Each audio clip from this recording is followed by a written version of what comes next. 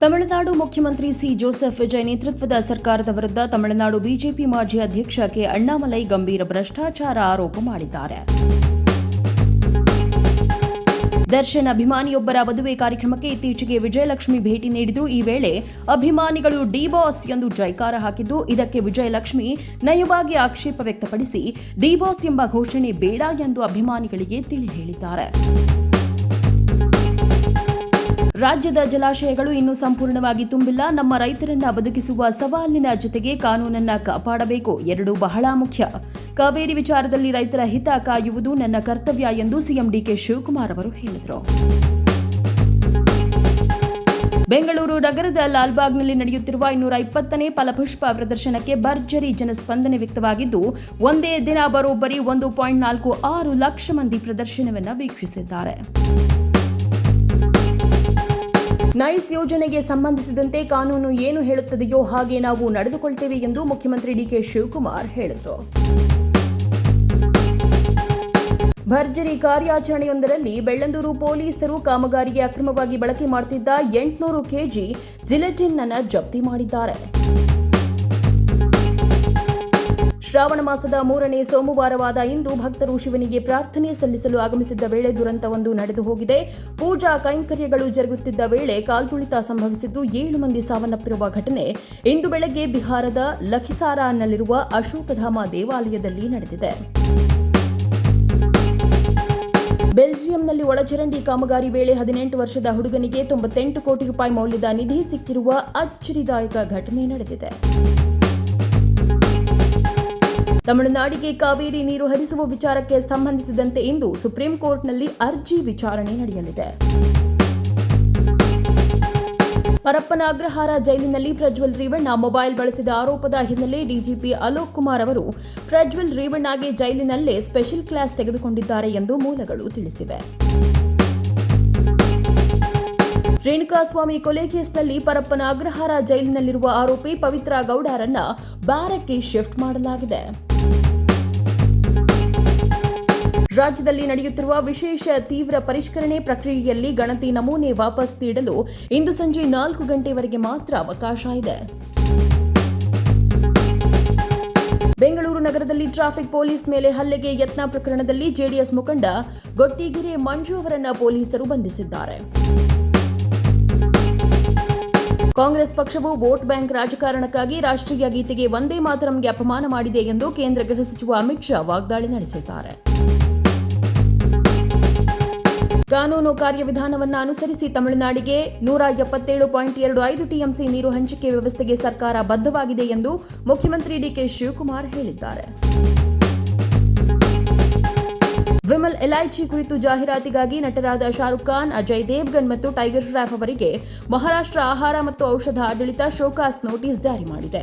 ಇದು ನಿಷೇಧಿತ ಪಾನ್ ಮಸಾಲ ಮತ್ತು ತಂಬಾಕು ಸಂಬಂಧಿತ ಉತ್ಪನ್ನಗಳ ಪರೋಕ್ಷ ಪ್ರಚಾರಕ್ಕೆ ಸಮ ಎಂದು ಹೇಳಿದೆ. ಪ್ರಸ್ತುತ ಜಲಾಶಯದಲ್ಲಿರುವ ನೀರಿನ ಸಂಗ್ರಹ, ಮಳೆಯ ಪ್ರಮಾಣ ಮತ್ತು ಮುಂದಿನ ದಿನಗಳಲ್ಲಿ ಉಂಟಾಗಬಹುದಾದ ನೀರಿನ ಅಗತ್ಯತೆ ಆಧಾರದ ಮೇಲೆ ನೀರು ನಿರ್ವಹಣೆಗೆ ಅಗತ್ಯ ಕ್ರಮಗಳನ್ನು ಕೈಗೊಳ್ಳಲಾಗುವುದು ಎಂದು ಜಿಲ್ಲಾ ಉಸ್ತುವಾರಿ ಸಚಿವ ಸತೀಶ್ ಜಾರಕಿಹೊಳಿ ತಿಳಿಸಿದರು. ಆಹಾರ ಸುರಕ್ಷತೆಯ ತಪಾಸಣೆ ವೇಳೆ ಎಷ್ಟು ದೊಡ್ಡವರಾದರೂ ಬಿಡುವುದಿಲ್ಲ, ಎಷ್ಟೇ ಸಣ್ಣವರಾದರೂ ಕೂಡ ಬಿಡಲಿಕ್ಕೆ ಹೋಗೋದಿಲ್ಲ. ನಮಗೆ ಜನರ ಆರೋಗ್ಯವೇ ಮುಖ್ಯ ಎಂದು ಆರೋಗ್ಯ ಸಚಿವ ಯುಟಿ ಖಾದರ್ ತಿಳಿಸಿದರು. ಬೆಳಗಾವಿ ಜಿಲ್ಲೆಯಲ್ಲಿ ಒಂದೆಡೆ ಉತ್ತಮ ಮಳೆಯಾಗಿದ್ರೆ ಮತ್ತೊಂದೆಡೆ ಮಳೆ ಕೊರತೆಯಿಂದ ಬೆಳೆ ಹಾನಿ ಭೀತಿಯನ್ನ ರೈತರು ಅನುಭವಿಸುತ್ತಿದ್ದಾರೆ. ಹಾಗಾಗಿ ಜಿಲ್ಲಾ ಉಸ್ತುವಾರಿ ಸಚಿವ ಸತೀಶ್ ಜಾರಕಿಹೊಳಿ ಭಾನುವಾರ ಯರಗಟ್ಟಿ ಹಾಗೂ ರಾಮದುರ್ಗ ತಾಲೂಕಿನ ವಿವಿಧ ಗ್ರಾಮಗಳಿಗೆ ಭೇಟಿ ನೀಡಿ ಬರ ಪರಿಸ್ಥಿತಿ ಹಾಗೂ ಬೆಳೆ ಹಾನಿಯನ್ನ ಪರಿಶೀಲಿಸಿದರು. ಈ ವೇಳೆ ಸಂಕಷ್ಟದಲ್ಲಿರುವ ನಮಗೆ ಸೂಕ್ತ ಪರಿಹಾರ ಕೊಟ್ಟು ನಮ್ಮನ್ನ ಕಾಪಾಡಿ ಅಂತ ರೈತರು ಸಚಿವರಲ್ಲಿ ಮನವಿ ಮಾಡಿಕೊಂಡರು. ಚಾಮರಾಜನಗರದ ಹನೂರು ತಾಲೂಕಿನಲ್ಲಿ ಕಾಡಿಗೆ ಹೋದ ಮೂವರನ್ನ ಎನ್ಕೌಂಟರ್ ಮಾಡಿರುವುದು ಖಂಡನೀಯ ಎಂದು ಬಿಜೆಪಿ ರಾಜ್ಯಾಧ್ಯಕ್ಷ ಬಿವೈ ವಿಜಯೇಂದ್ರ ಹೇಳಿದ್ದಾರೆ. ಅಲ್ಲದೆ ಪ್ರಕರಣವನ್ನು ಸೂಕ್ತ ರೀತಿಯಲ್ಲಿ ತನಿಖೆ ನಡೆಸಬೇಕೆಂದು ಆಗ್ರಹಿಸಿದ್ದಾರೆ. ಭಾರತದ 80ನೇ ಸ್ವಾತಂತ್ರ್ಯ ದಿನವನ್ನು ನ್ಯೂಯಾರ್ಕ್ನ ಟ್ರೈ ಸ್ಟೇಟ್ ಪ್ರದೇಶದಾದ್ಯಂತ ಆಚರಿಸಲಾಗುತ್ತಿದ್ದು, ಇದರಲ್ಲಿ ನ್ಯೂಜೆರ್ಸಿಯಲ್ಲಿ ಆಚರಿಸಿದ ವಿಶೇಷ ಆಚರಣೆ ಸೇರಿ ಕ್ವೀನ್ಸ್ನಲ್ಲಿ ನ್ಯೂಯಾರ್ಕ್ ನಗರದ ಭಾರತೀಯ ಮೂಲದ ಮೇಯರ್ ಜೊಹ್ರಾನ್ ಮಮ್ದಾನಿ ಭಾಗವಹಿಸಿದ ಮೆರವಣಿಗೆ ವಿಶ್ವ ದಾಖಲೆ ನಿರ್ಮಿಸಿದೆ. ಪತ್ನಿಯನ್ನ ಪತಿಯೇ ಕೊಡ್ಲಿಯಿಂದ ಕೊಚ್ಚಿ ಬರ್ಬರವಾಗಿ ಹತ್ಯೆ ಮಾಡಿರುವ ಘಟನೆ ಜಿಲ್ಲೆಯ ಹೊಸಪೇಟೆ ತಾಲೂಕಿನ ಭೂವನಹಳ್ಳಿ ಗ್ರಾಮದಲ್ಲಿ ಭಾನುವಾರ ನಡೆದಿದೆ. ಶಶಿಕಲಾ ಕೊಲೆಯಾದ ಮಹಿಳೆ ಪತಿ ಬಸವರಾಜ್ ಹತ್ಯೆ ಮಾಡಿದ ಆರೋಪಿಯಾಗಿದ್ದು, ಘಟನೆಗೆ ಸಂಬಂಧಿಸಿದಂತೆ ಆತನನ್ನ ಹೊಸಪೇಟೆ ಗ್ರಾಮೀಣ ಠಾಣೆಯ ಪೊಲೀಸರು ಬಂಧಿಸಿದ್ದಾರೆ. ಶ್ರೀಲಂಕಾ ವಿರುದ್ಧ ನಡೆಯುತ್ತಿರುವ ಟೆಸ್ಟ್ ಪಂದ್ಯದಲ್ಲಿ ಭಾರತದ ಮೊದಲ ಇನ್ನಿಂಗ್ಸ್ ಮುಕ್ತಾಯಗೊಂಡಿದೆ.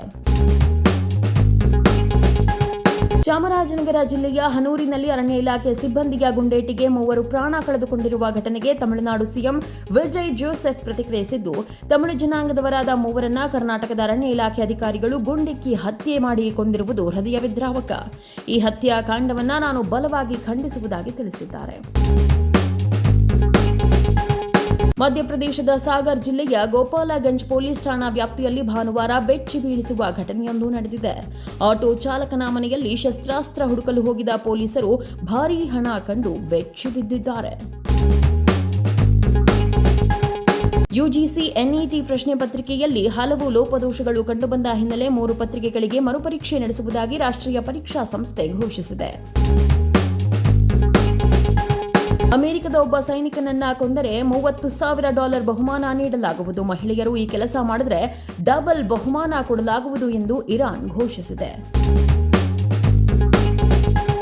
ಪಶ್ಚಿಮ ಬಂಗಾಳದ ಬಿರ್ಭೂಮ್ನಲ್ಲಿರುವ ಹೋಟೆಲ್ನಲ್ಲಿ ಇಂದು ಮುಂಜಾನೆ ಸಂಭವಿಸಿದ ಬೆಂಕಿ ಅವಘಡದಲ್ಲಿ 7 ಜನರು ಸಾವನ್ನಪ್ಪಿದ್ದು, ಹಲವರು ಗಾಯಗೊಂಡಿದ್ದಾರೆ.